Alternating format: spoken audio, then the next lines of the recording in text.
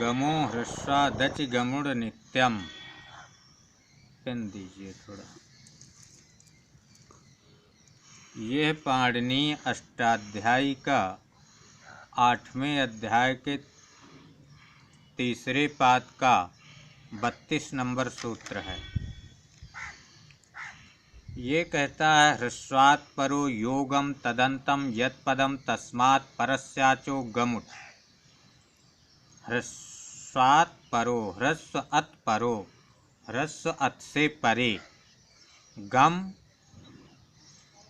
तदंतम, तदंत यत्पदम जो पद, तस्मात् परस्य उससे परे, अच जो अच, उसको गमुट का आगम होता है। गमुट में ये गम प्रत्याहार है। तो गम प्रत्याहार में कौन कौन अक्षर आता है? गण न, गणनम, तो गण। तो जब गा होगा तो इसमें गुट होगा, और जब ड़ा होगा तो रुट होगा, ना होगा तो नुट होगा। आइए उदाहरण में देखते हैं। जैसे प्रत्यंगात्मा, इस रूप की सिद्धि करना है तो प्रत्यंग धन आत्मा है। अब गमो ह्रस्वादच गमुड़ नित्यम, ये सूत्र कहता ह्रस्व अत से परे। तो प्रत्यंग में या में जो आ है ये ह्रस्व अत है, इससे परे गा है, तदंत जो पद गा है, उससे परे जो अच है वे आत्मा वाला आ है। तो जो आत्मा वाला आ है इसको गमुट का आगम हुआ।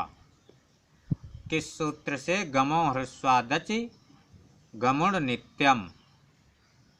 अब जब गमुट हुआ तो ये गमुट आके पहले रहेगा कि बाद में रहेगा, इसके लिए आदंतव टकितव। तो ये सूत्र कहता यदि टित हो तो आदि में, कित हो तो अंत में। तो गमुट में टा इत है तो टित है, इसलिए आत्मा वाले आ से ये गमुट पहले हो गया।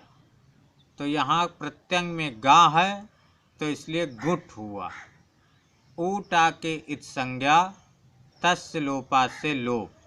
तो प्रत्यंग ग आत्मा मिला दिए तो प्रत्यंगात्मा। इस प्रकार से रूप की सिद्धि हुई।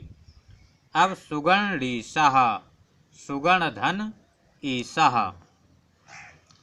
गमो ह्रस्वादच गमुड़ नित्यम, ये सूत्र कहता ह्रस्व अत से परे जो गम, तदंत जो पद, तस्मात् परस्य उससे परे, अच को गमुट माने गमुट का आगम होता है।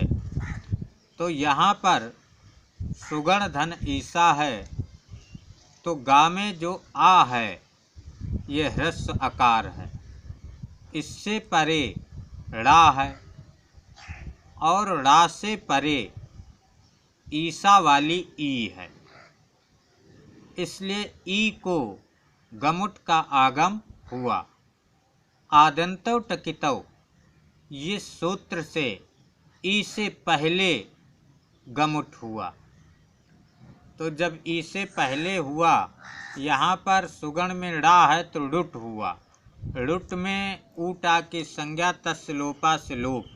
तो सुगण ड़ ईसः मिला दिए तो सुगण रीसः। सन्नच्युतः, सन धन अच्युतः है। यहाँ पर गमो ह्रस्वादच गमुड़ नित्यम से गमुट हुआ और आदंतव टकितव से अच्युता वाले आ से पहले गमुट हुआ, और यहाँ पर सन है ना है इसलिए नुट हुआ। तो नुट हुआ, ऊटा की संज्ञा तस्य लोपा से लोप, तो सन न अच्युतः।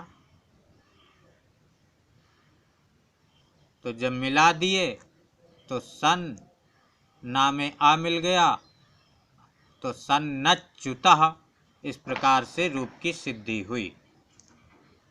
समः सुटि, ये सूत्र पाणिनीय अष्टाध्यायी के 8वें अध्याय के तीसरे पाद का 5 नंबर सूत्र है।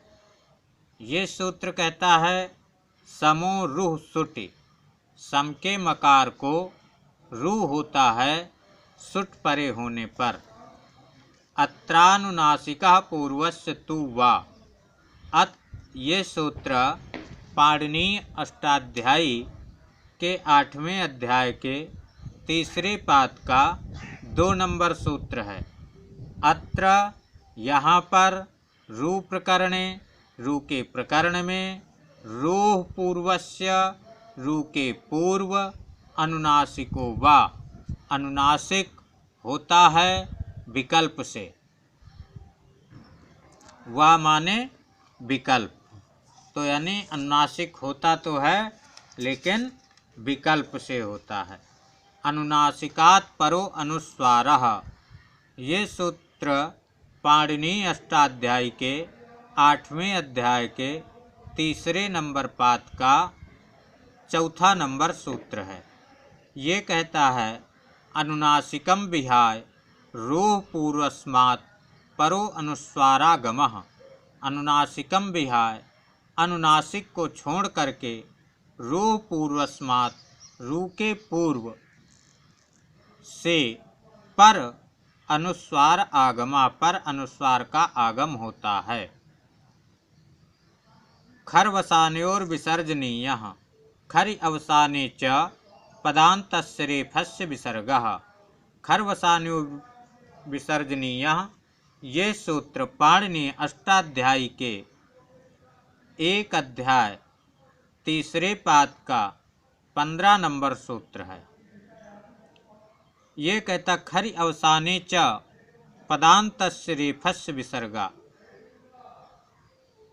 खरि, खर प्रत्याहार परे होने पर, अवसाने, अवसान में, पदान्तस्य, पदांत, रेफस्य, रेफ को, विसर्गः, विसर्ग होता है। संपुम कानाम सो वक्तव्यः। सम, पुम, कान। सम में मकार, पुम में मकार, कान में नकार। तो मकार नकार संबंधित जो विसर्ग है उसको सो वक्तव्य, सकार कहना चाहिए। अब रूप की सिद्धि करना है संस्कर्ता संस्कर्ता। एक में अनुनासिक है, एक में अनुनासिक नहीं है। तो अब यहाँ पर इसका सबसे पहले विच्छेद करेंगे। विच्छेद में संस्कर्ता का विच्छेद होगा सम धन इसकर्ता। सम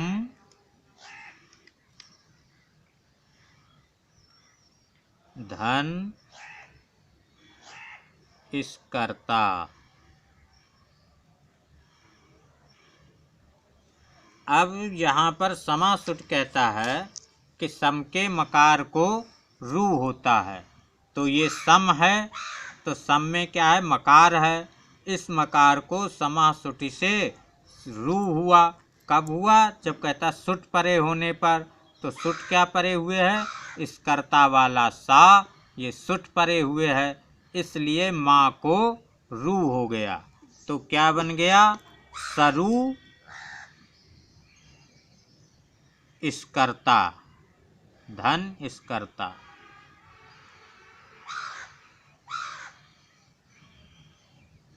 अब अत्रानुनासिका पूर्वस्य तुवा।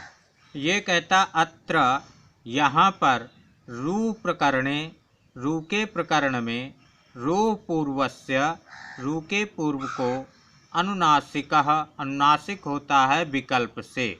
तो रू के पूर्व क्या हुआ, रू के ऊपर।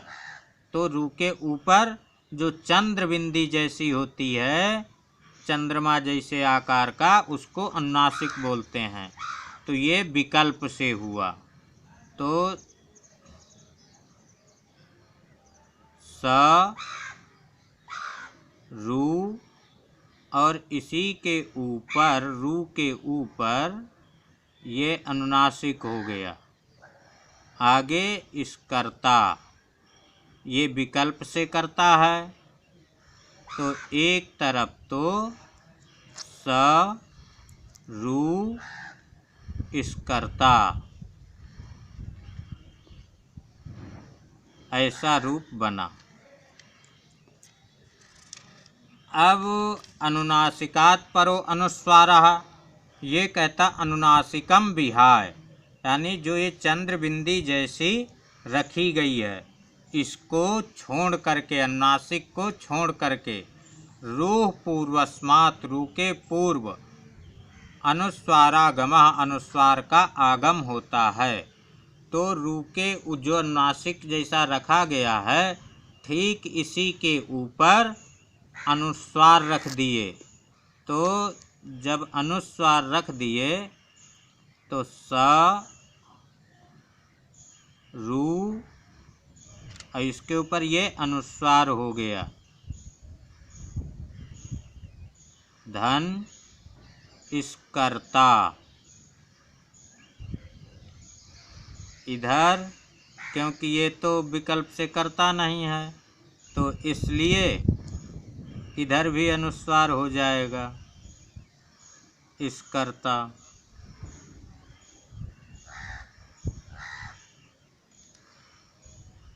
अब खरवसान्योर विसर्जनीयः, ये कहता है खर प्रत्याहार परे होने पर। तो इस कर्ता में जो सा है, ये खर प्रत्याहार में आता है। देखिए, खा, फा, छा, ठा, था, चा, टा, ता, का, पा, सा। तो सा आ गया। तो इस कर्ता वाला सा ये खर प्रत्याहार परे है, इसलिए सरु में जो रू है, इसमें ऊ की उपदेशे जन्नासिक से संज्ञा तस्य लोपास लोप। तो ये केवल रेफ बचा, आधा रा बचा। इस रा को खरवसाने और विसर्जनीया से इसका विसर्ग हो गया। तो जब विसर्ग हो गया तब बन गया स, आगे विसर्ग, और विसर्ग के ऊपर अनुनासिक और अनुस्वार, आगे इसकर्ता, इसकर्ता।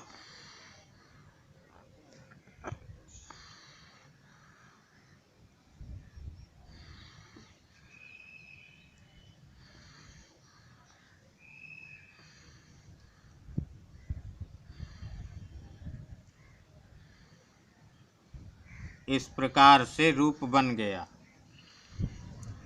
अब संपुम का नाम सो वक्तव्य, ये सूत्र वार्तिक कहता है कि सम पुम कान संबंधी जो नकार मकार है उसको सकार कहना चाहिए। तो ये जो सा में रू का विसर्ग हुआ है, ये पुम के सम के मकार का रू का विसर्ग हुआ, इसलिए इस विसर्ग को संपुम का नाम सो वक्तव्य से ये बताया कि इसको सकार कहना चाहिए, इसलिए यहाँ पर इस विसर्ग का सा हो गया। तो क्या बन गया, ये विसर्ग का सा हो गया, ऊपर अनुनासिक और अनुस्वार, आगे इस कर्ता।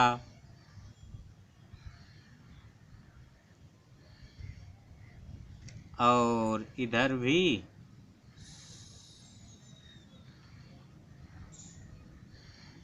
संस, धन इस कर्ता।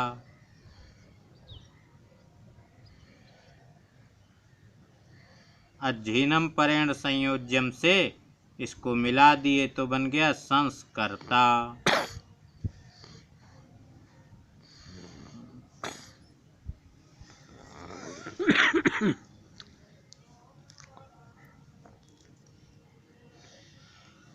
कर्ता।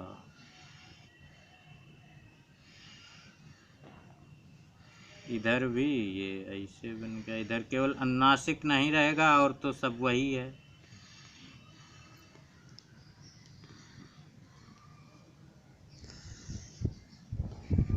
करता,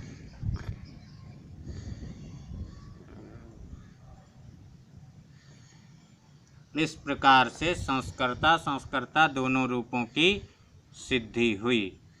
वीडियो को लाइक शेयर सब्सक्राइब करें और पूरा वीडियो अवश्य देखें। जय श्री कृष्णा। छू दीजिए, वहीं पे छू दीजिए जहाँ से चालू किए।